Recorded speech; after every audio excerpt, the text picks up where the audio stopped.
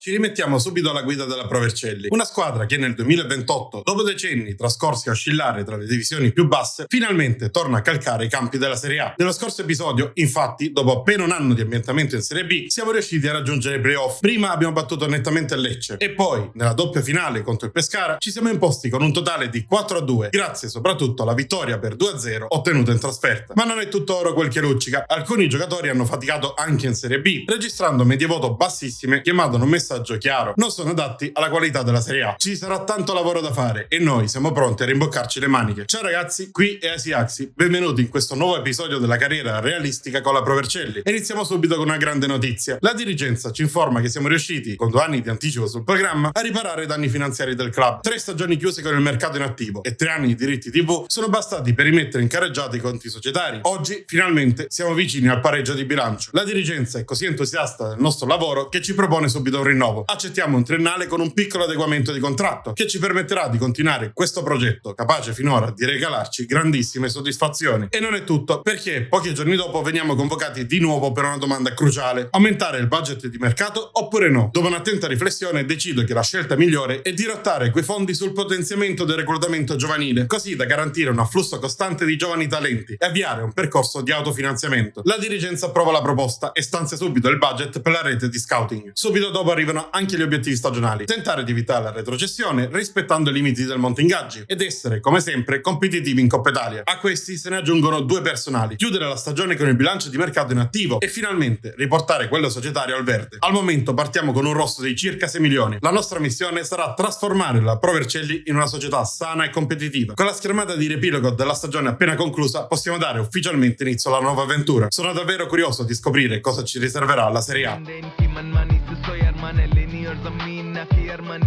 Come sempre, le prime mosse riguardano lo staff. Alcuni se ne vanno, altri vengono sostituiti, ma ogni anno l'asticella si alza sempre un po' di più. Quest'anno si unisce a noi Jim Campens, collaboratore tecnico specializzato in difesa, ma con ottimi valori in quasi tutte le aree di allenamento, tranne nella preparazione fisica. Per questo motivo ingaggiamo Alessandro Fonte, uno dei migliori preparatori atletici d'Italia, con un valore di 17 in forma fisica. Infine allarghiamo ulteriormente la nostra conoscenza mondiale grazie a Ole Nielsen, osservatore con una conoscenza perfetta di tutte le nazioni del Nord Europa. Poi ci tuffiamo nel mercato estivo, che si chiude con un leggero positivo di circa 300.000 euro, considerando che l'acquisto di Bozinovic era già stato calcolato nella sessione precedente. In uscita l'unica cessione definitiva è quella di De Marino, che vola all'Huddersfield per 500.000 euro. Oltre a questo, diversi giovani partono in prestito, mentre Franzoni, La Rosa e Candé vanno via con la formula del prestito con obbligo di riscatto, soldi che entreranno solo nel prossimo bilancio. In entrata invece tanti volti nuovi. Antoine Henault, regista arretrato di 25 anni acquistato dal Parma per 110.000 euro, è il primo rinforzo, un profilo interessante con le giuste caratteristiche per diventare titolare al centrocampo. Dallo Schalke arriva Tidiane Touré per 115.000 euro, chiamato a sostituire La Rosa e magari ad alzare la qualità delle rotazioni. Malaki Boateng, incontrista inglese preso a parametro zero, avrà invece il compito di spezzare le azioni avversarie prima che queste diventino pericolose, anche a costo di qualche cartellino in più. Godwin Agbevor è un altro acquisto a parametro zero, arrivato per sostituire Ilario Iotti. Il nostro ex capitano ha deciso di non rinnovare e noi abbiamo trovato nel ghanese il profilo ideale: abile nei passaggi e nel dribbling, rapido nello stretto e rappresenterà un'ottima alternativa sulla destra, giocandosi la maglia da titolare con Pannitteri. Per sostituire al meglio De Marino non siamo riusciti a trovare nessuno, così abbiamo optato per una mossa intelligente: prendere a parametro zero Fabrizio Angileri, che garantirà rotazioni preziose nei suoi 11 mesi di contratto prima di ritirarsi. Infine, con Petrelli mandato in prestito per crescere e guadagnarsi un posto in squadra, serviva un nuovo fulcro offensivo. L'abbiamo individuato in Sekou Diawara, svincolato dall'Udinese, 187 cm di pura fisicità e un buon piede per concludere verso la porta. Sarà l'alternativa Sabò e chissà, in futuro potrebbe persino conquistare la maglia da titolare. E così siamo pronti a questa lunga avventura in Serie A. I primi 3 mesi ci metteranno subito di fronte a sfide decisive per la salvezza e sarà fondamentale cominciare a mettere in cascina punti pesanti fin da subito.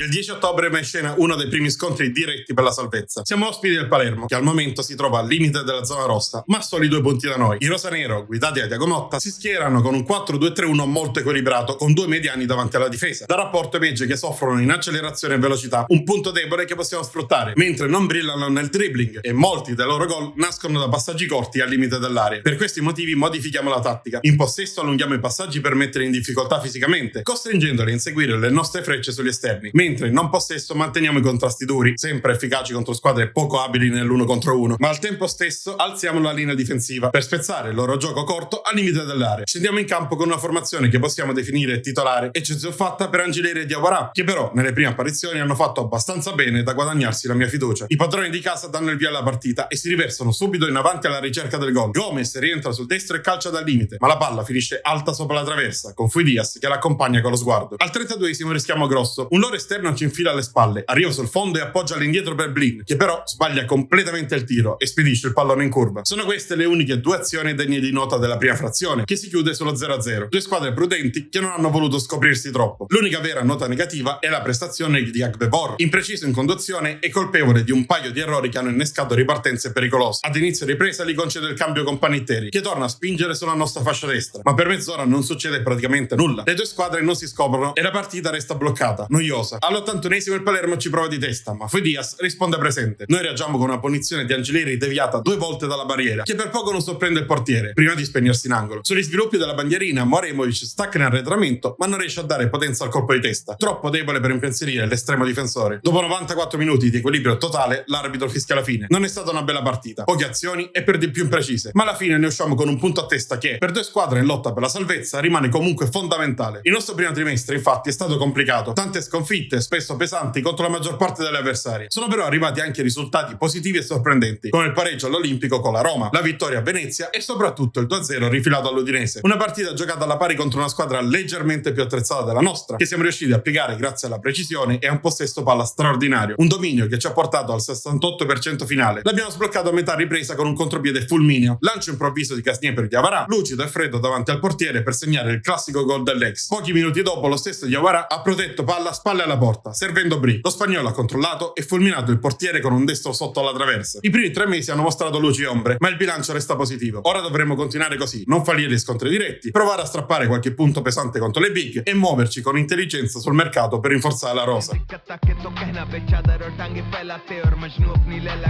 A gennaio la sessione di mercato invernale non è stata particolarmente movimentata, una sola cessione e 2 acquisti. A salutare è Joshua Dapra. Il centrale australiano aveva perso il posto da titolare e non ha accettato il ruolo di riserva. Davanti all'offerta da 1.100.000 euro del Deportivo La Corugna non potevamo certo tirarci indietro. Per sostituirlo arriva dall'Istanbul Başakşehir il turco Hamza Gureler, difensore di 21 anni con caratteristiche interessanti sia in fase difensiva che di impostazione. Lo paghiamo 800.000 euro, ma sono convinto che ripagherà ogni centesimo. Sempre in ottica giovani arriva Cedric Tassembedo, trequartista ivoriano di 19 anni, tecnica raffinata e passaggi già di alto livello. Deve crescere sotto altri aspetti, ma l'età è dalla sua parte e prenderlo a parametro zero è un colpo di grande valore. La sessione si chiude quindi con un attivo di circa 500.000 euro che ci permette di raggiungere senza problemi il primo dei nostri 2 obiettivi personali. A dicembre ci eravamo trovati di fronte al Brescia, ultimo in classifica e in netta difficoltà. Dal rapporto degli osservatori emergeva che i loro giocatori soffrivano molto nei contrasti, ma erano decisamente più pericolosi nei cross, con 4 dei 12 gol segnati proprio da traversone. Per questo motivo ho chiesto ai ragazzi di affrontarli palla al piede, per metterli in difficoltà nei duelli fisici e in fase difensiva di indirizzarli verso il centro, contrastando con decisioni i cross che fossero comunque riusciti a far partire. Siamo scesi in campo con quasi tutti i titolari, ad eccezione di Akra, che ha preso il posto dello squalificato Boateng. La partita l'ha aperta sta poco con il passaggio all'indietro e dopo appena 7 minuti abbiamo avuto la prima occasione pericolosa. Dall'angolo battuto da Agbevor, Aino ha staccato di testa in torsione, trovando la porta ed il gol del vantaggio. Il nostro vantaggio è durato poco però. Carosso si è perso completamente Galazzi, che rientrando sul sinistro è riuscito a calciare. La deviazione di un nostro difensore ha spiazzato il portiere e la palla è finita in porta. Nonostante l'episodio abbiamo continuato a spingere e ci siamo avvicinati al gol con Sabò, impreciso nel colpo di testa in arretramento. Poco dopo però abbiamo pagato un'altra disattenzione. Punizione concessa dal lato sinistro e Olzer l'ha messa perfettamente all'incrocio, dove Fui Diaz non poteva arrivare. Esaltato dal gol ci ha riprovato subito dopo da fuori area, ma stavolta il pallone si è spento in curva. Il primo tempo si è chiuso così sul 2-1 per i padroni di casa. Avevamo iniziato forte e con occasioni per raddoppiare, ma loro sono stati più cinici. Nonostante ciò non ho cambiato la tattica, convinto che avremmo potuto ribaltarla. E la rimonta parte a 4 minuti dall'inizio della ripresa. Agbevor scappa in contropiede e viene steso con un intervento durissimo da dietro. L'arbitro non ha dubbi, cartellino rosso. Con l'uomo in più ci siamo riversati in avanti. Akra ci ha provato da fuori, la palla ha sorvolato dalla traversa e si è spenta sul fondo. Poi ci ha provato anche Sabò su punizione, calciando bene, ma non abbastanza da centrare la porta, con la palla che ha toccato la parte superiore della rete mentre usciva. La svolta è arrivata nei minuti finali. Su schema da punizione, Diawara serve corto Pannitteri, che controlla il limite dell'area e disegna un tiro a giro meraviglioso sotto l'incrocio. 3 minuti dopo, lo stesso Pannitteri, dopo una serie di dribbling, libera il destro, ma Lezzerini vola e devia in angolo. E proprio dalla dall'angolo successivo è arrivata la vittoria. Akbevor crossa ancora sul primo palo, ma ad uscire, e Diawara svetta più in alto di tutti, mandando la palla in rete alle spalle del portiere. Un gol pesantissimo che vale 3 punti d'oro, perché un paio di minuti dopo l'arbitro ha fischiato la fine e noi abbiamo portato a casa un bottino fondamentale. Abbiamo giocato benissimo, tolta la deviazione sfortunata e la punizione capolavoro di Holzer, la nostra tattica ha funzionato perfettamente, limitando il loro cross e creando loro grandi difficoltà nei contrasti, fino all'espulsione. Questo trimestre è stato a due facce. Nella prima parte abbiamo infilato 4 partite senza sconfitte, con 3 vittorie e un pareggio, mentre nella seconda abbiamo raccolto solo 3 punti in 6 gare. La migliore resta quella in casa contro la Salernitana, un altro scontro diretto vinto grazie a un Mancini sugli scudi e a un Fuidias straordinario tra i pali. Siamo passati in vantaggio a metà primo tempo con Brie, che ha servito un rasoterra perfetto a Sabò per il tap invincente. Poi Mancini ha raddoppiato con una bomba dal limite che ha bucato le mani del portiere e un minuto dopo ha recuperato palla a centrocampo, è partito in progressione e, davanti al portiere, lo ha battuto con un tiro a incrociare che si è spento all'incrocio. Nella ripresa abbiamo dovuto soffrire un po' di più e nel finale è arrivato il loro gol, ancora una volta frutto di una deviazione sfortunata. Al momento siamo in linea con un percorso che può portarci alla salvezza, ma i prossimi 3 mesi e mezzo saranno durissimi. Affronteremo tante delle squadre più forti del campionato e dovremo essere bravi a capitalizzare ogni scontro diretto contro chi, come noi, lotta per restare in Serie A.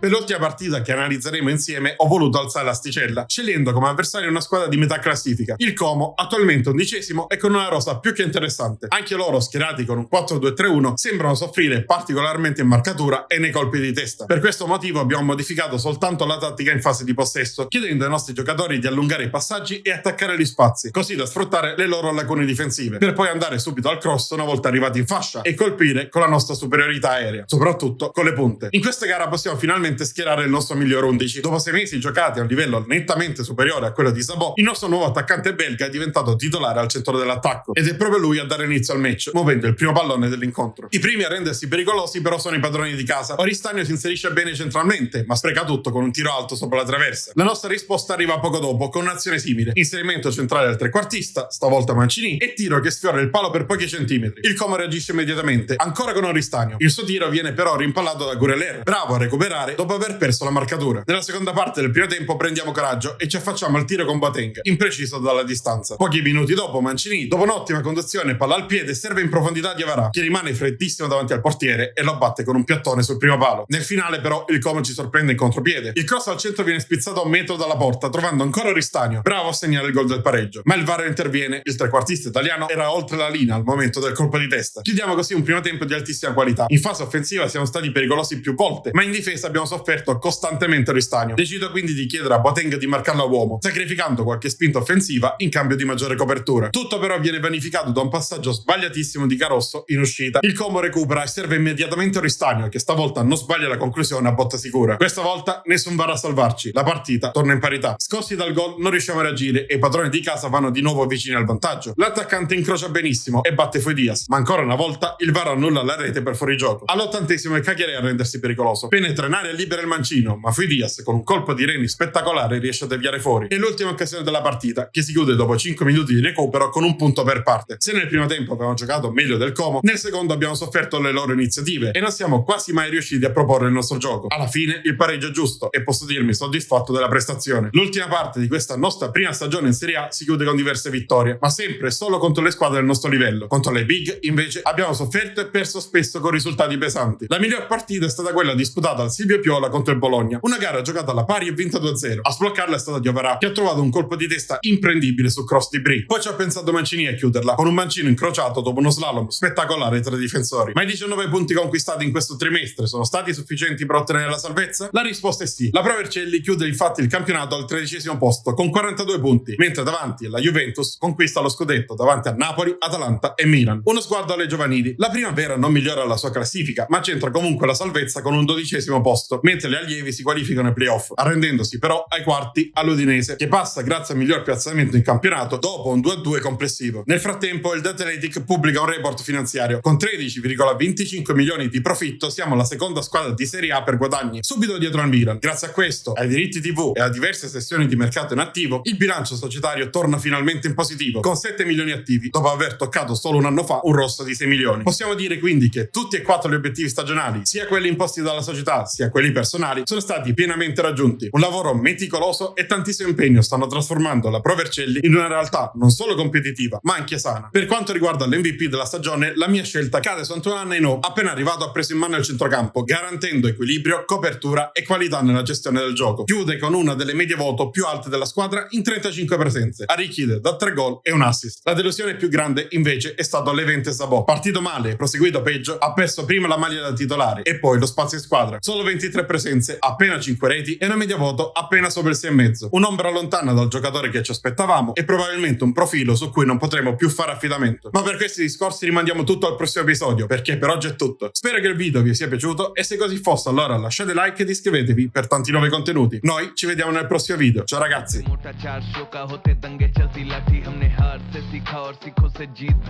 सोना था हराम तभी तो किस्मत हो रही चांदी चांदी है मैं एक दिन रहता दिल्ली दूजे दिन मैं बैठा बाली पंगा चीते से तो समझो रास्ता बिल्ली काटे काली है